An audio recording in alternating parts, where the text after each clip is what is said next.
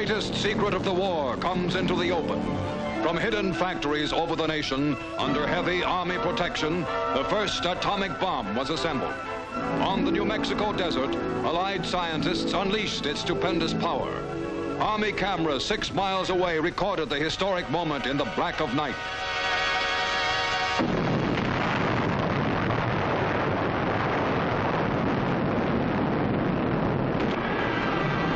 This was the end result of $2 billion spent on research and production, of years of feverish labor to harness atomic power ahead of the enemy. The energy that generates the heat of the sun and operates the solar system comes under the will of humankind. Luminous smoke rises 8 miles in the air. From another angle, with the camera aimed above and to the right of the bomb, the same explosion is seen again.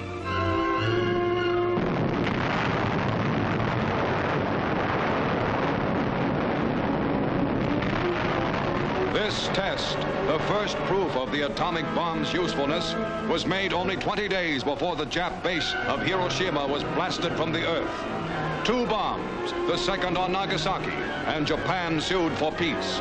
The blast changes the atomic structure of all substances it contacts. Stone and steel are turned into gas.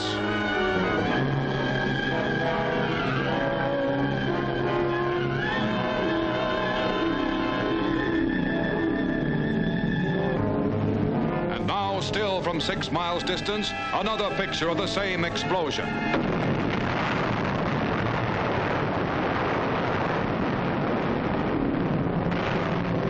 In war, atomic power can level an entire nation in a few days. In peace, this incredible energy opens limitless horizons.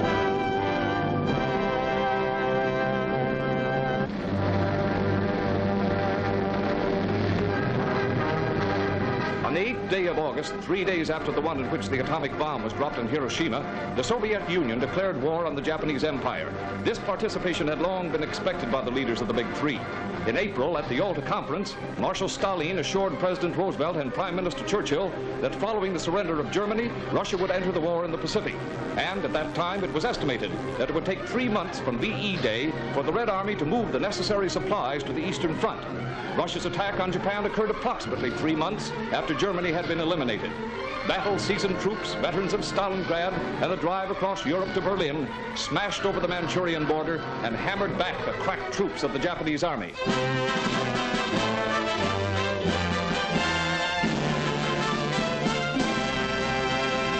I have received this afternoon a message from the Japanese government in reply to the message forwarded to that government by the Secretary of State on August 11th. I deem this reply a full acceptance of the Potsdam Declaration, which specifies the unconditional surrender of Japan. In the reply, there is no qualification. Reporters rush out to relay the news to an anxious world and touch off celebrations throughout the country. Washington is jubilant, and in Chicago, more than 1 million sing and dance in the streets in the biggest celebration the Windy City has ever seen. Joy is unconfined.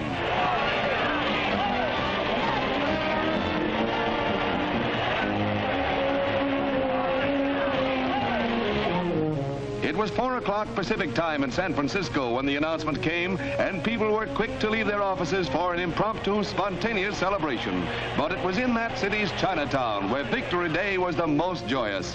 Firecrackers that had been hoarded for years are set off in a triumphant roar.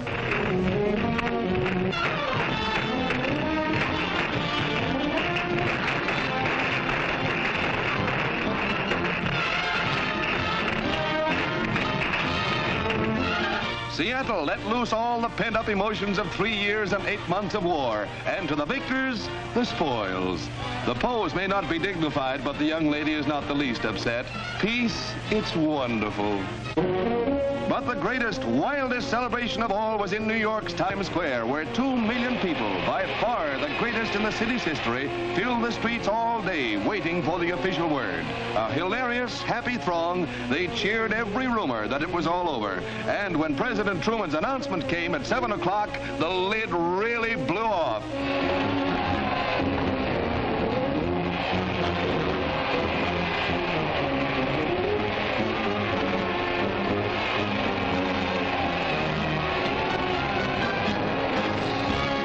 Tens of thousands of proud American flags dotted the square, and as the day wore on, hilarity reached a high peak.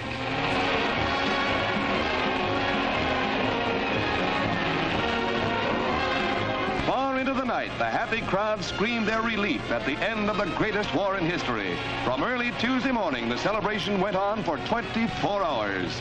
New York never celebrated like this before, but never did they have a better reason. September 2nd, 1945, the battleship Missouri steams into Tokyo Bay. On the decks of this giant ship, the document that is to reduce Japan to a fifth-rate power is to be signed. Fleet Admiral Chester W. Nimitz, one of the men most responsible for smashing the Japanese hopes for world domination, is piped aboard the Missouri. He is met by Admiral Bull Halsey, the man who translated the brilliant naval strategy of Admirals King and Nimitz into the devastating power that ripped the Jap fleet apart and left its ships lying shattered on the coral reefs and in the deeps of the Pacific Ocean. Now General Douglas MacArthur appears, accompanied by high-ranking officers of the United States Army. General Wainwright, just a few days freed from the blacked-out anonymity of a Japanese prison camp. General Stilwell, who early in the war tracked through the Burma jungles in retreat from the then victorious Nipponese armies. They passed the uniformed representatives of the Allied powers, Russians, British, Chinese, and khaki-clad American admirals and generals. Over the islands and the atolls of the South Pacific, through sea lanes and across bloody beaches, Nimitz and Halsey guided the destinies of the greatest naval and fleet carrier plane actions in the history of the world. This day is the culmination of their work and of the work of MacArthur, whose troops and planes helped crack Japan into complete submission.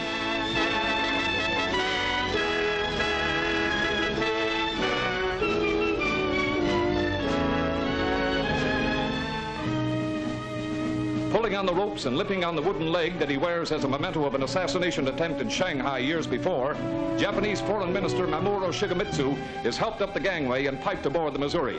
He is followed by the chief of the Imperial General Staff, Yoshijiro Umetsu, and others representing an emperor who ordered his people to lay down their arms and submit to the first defeat in his empire's history. In the latter half of the 19th century, the feudal Japanese embarked on a career of westernization that progressed with bewildering ease. First, they beat the Chinese, and then in 1905, they whipped the Russians.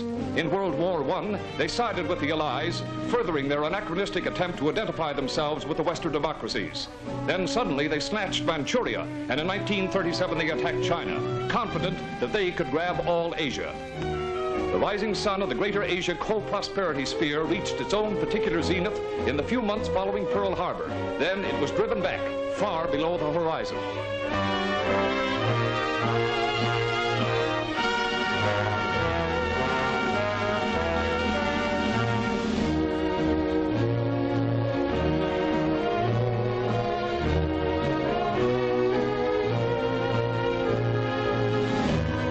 On the veranda deck of the great battleship, defeated, the Japs stand.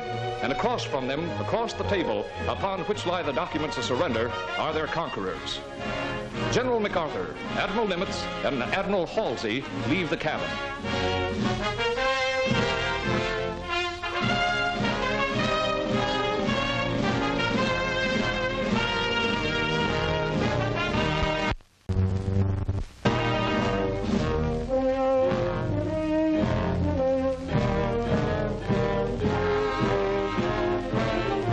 This is MacArthur's drama, and he behaves with the solemnity befitting such a historic occasion.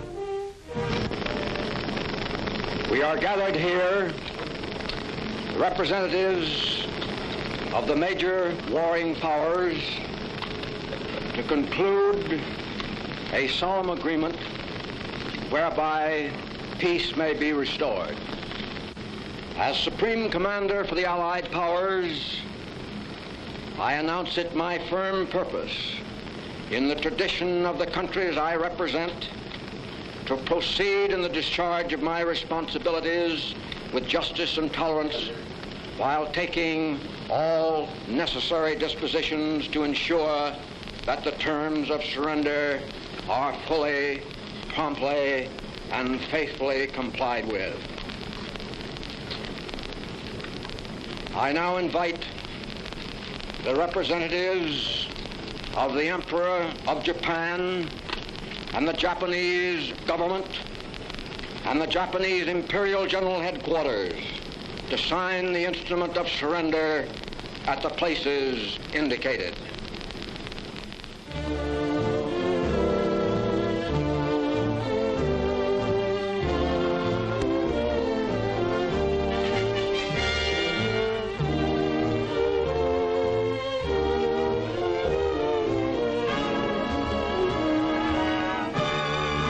Hesitant and nervous, Shigemitsu signs the obituary to 2,605 years of an unbroken dynasty, during which no foreign troops had occupied Japanese soil.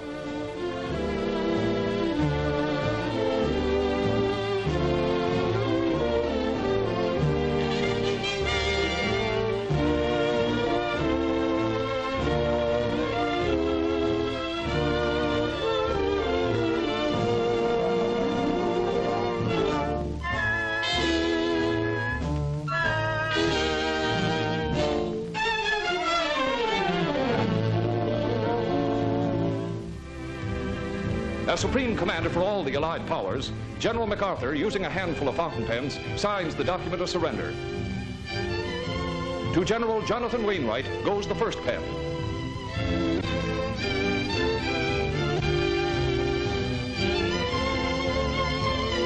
To Lieutenant General Arthur Percival goes the second pen. MacArthur summons the other signatories. For the United States, Fleet Admiral Chester W. Nimitz. For China, General Xu Yongchang. For the United Kingdom, Admiral Sir Bruce Fraser. For the Soviet Union, Lieutenant General Kuzma Derivienko. For Australia, General Sir Thomas Blamey. For Canada, Colonel Lawrence Boer Cosgrove. For France, General Jacques Leclerc. For the Netherlands, Admiral C.E.L. Helfrich.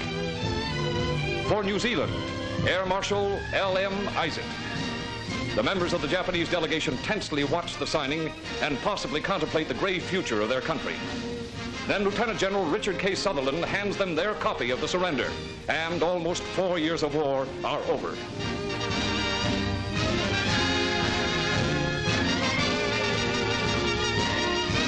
Suddenly and symbolically, airplane motors throb in the sky. 400 B-29s and 1,500 fleet carrier planes rocket through the air.